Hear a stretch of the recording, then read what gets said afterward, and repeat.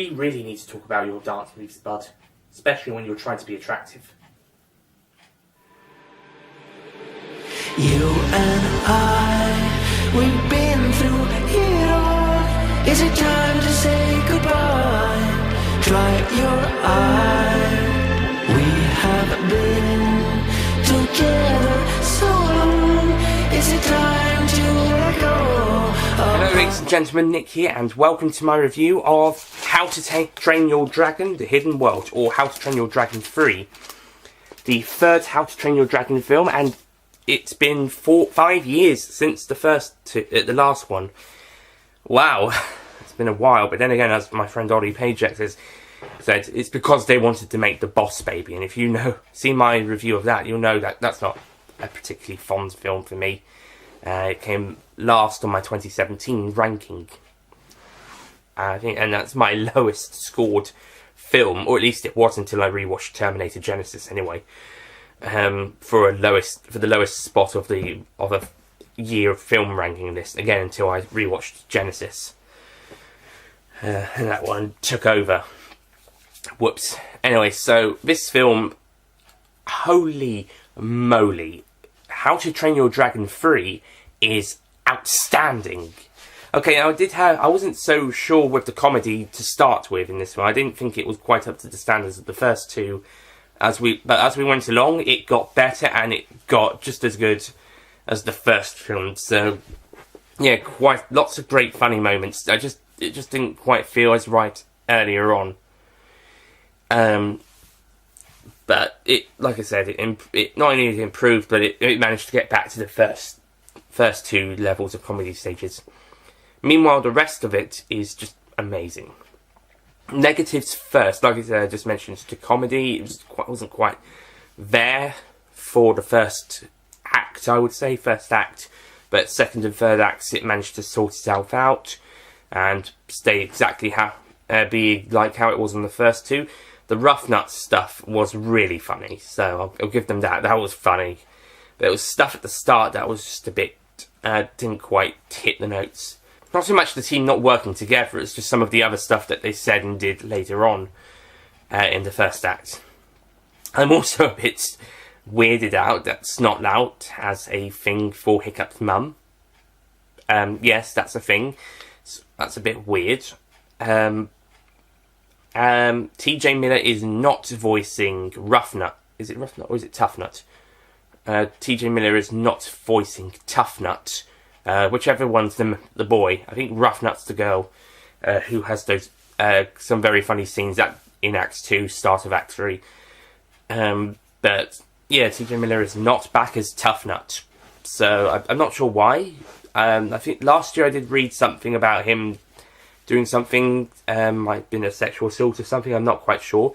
And they were wondering if Deadpool 2 was going to cut him out, and they were saying that he's not cut. He's going to be in the second film, but not the third film, which disappointed me. So he's probably not going to be in the third Deadpool film when that comes around either. Shame. Weasel's a very great character. So yeah, something may have gone wrong and they didn't ask him back to do Tough Nut here. Voice him here, nor will they be getting him back for Deadpool 3. Deadpool 3. So that's a shame. But I think the guy who we got here does try to do a very good imitation of him. It's just that there are times where it's pretty noticeable that it's not TJ Miller as the voice of Tough Nut, it's somebody else. But other times he is doing a very good impression.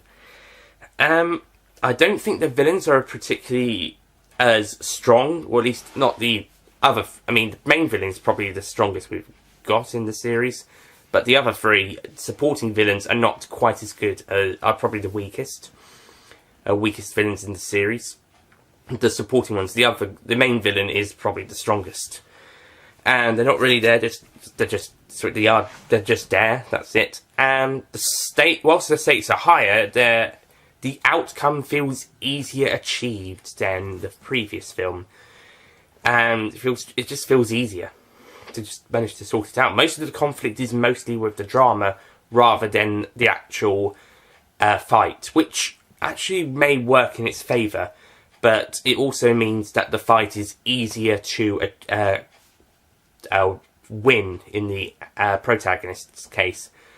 And there is a lot of time spent on the drama. Some of it, most of it, yes. I think some of it could have maybe sped up or not worried about, but I think it is more or less just about a right amount. And moving them from Burke to the island, actually that makes a lot of sense of him there. There's not really that many negatives in this film, actually. I think this one is not perfect, well, almost perfect. I think it's almost perfect. But everything else is just superb. Some great comedy, especially Acts 2 and 3, with rough nut scenes in her when she's a prisoner being a particular highlight. The drama and the romance are also at their best in this film, with Hiccup and... Although I'm a bit surprised Hiccup and Astrid are now kind of unsure whether to get married or not, considering their budding romance in the previous film and being betrothed, apparently. Or engaged, at least. And now they're kind of uncertain about it until the end, where they accept it, and they do. Which is kind of a good thing. I think everyone was expecting it to happen since the first film. But they're kind of unsure about it at this point. Maybe if they've got their reserves, understandable. It might have been just better if they were just a little unsure to begin with, and then over the course of the film they got a bit closer again.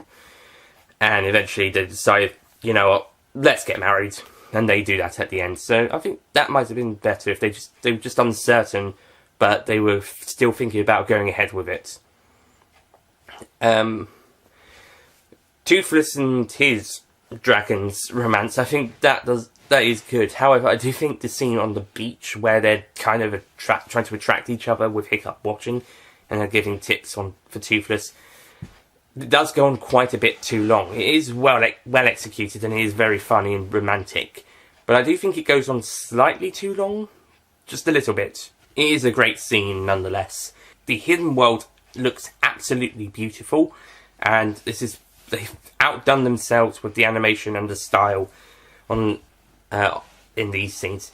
It's just a shame that we don't get more of it, to be honest. There's a good couple of shots, but it's a surprise we don't get more of it. I thought we were actually going to about a mission to find it, and actually stumbling across it, to be honest, and then they have to protect it. But it starts off as a mission to find it, and then they just let it leave it for now, as the Vikings have decided, you know what, the island that we've landed on, that was supposed to be a temporary break, you know what, that'll do for us.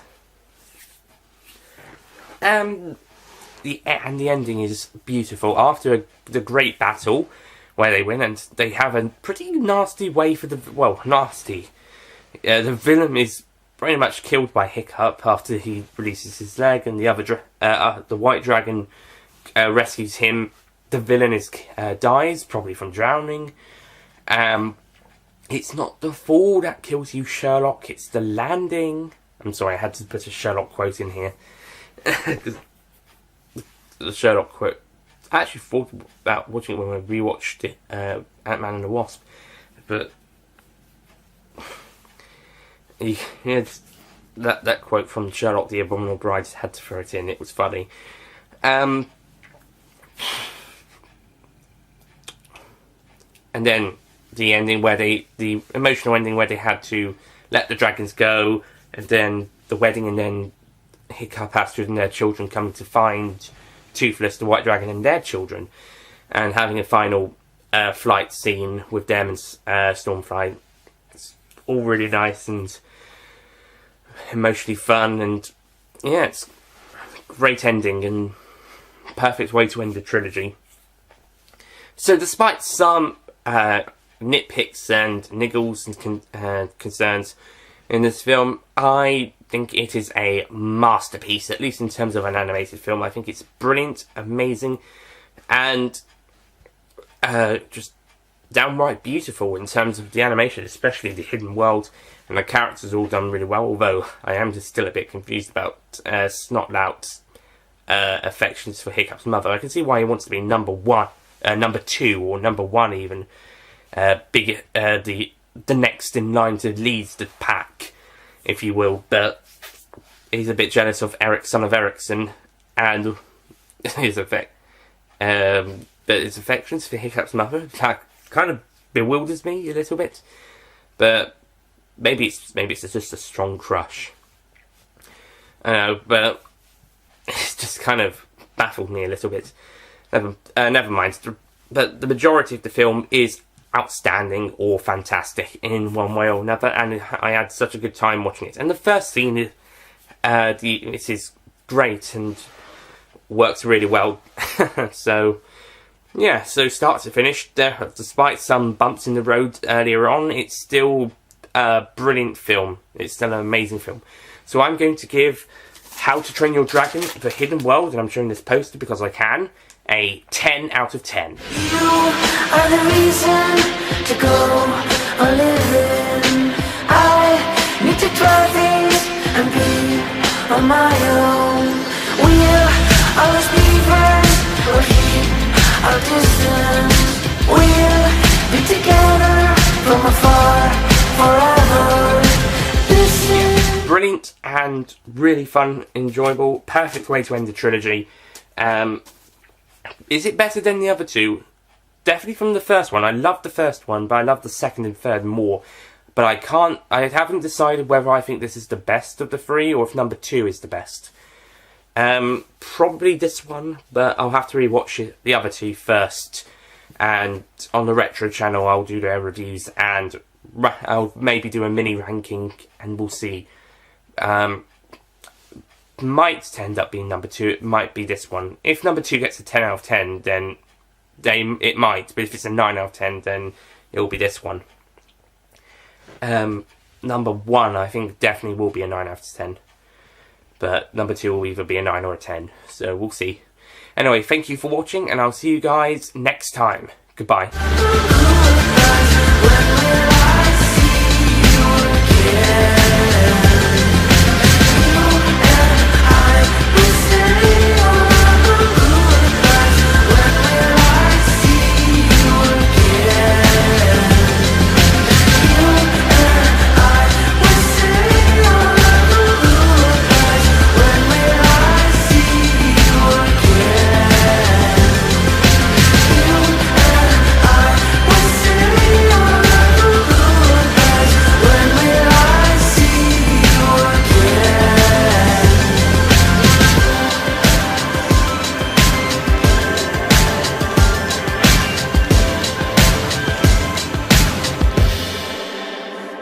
Don't forget to click below to subscribe to the official Nicholas Payne YouTube channel. No, at most 15.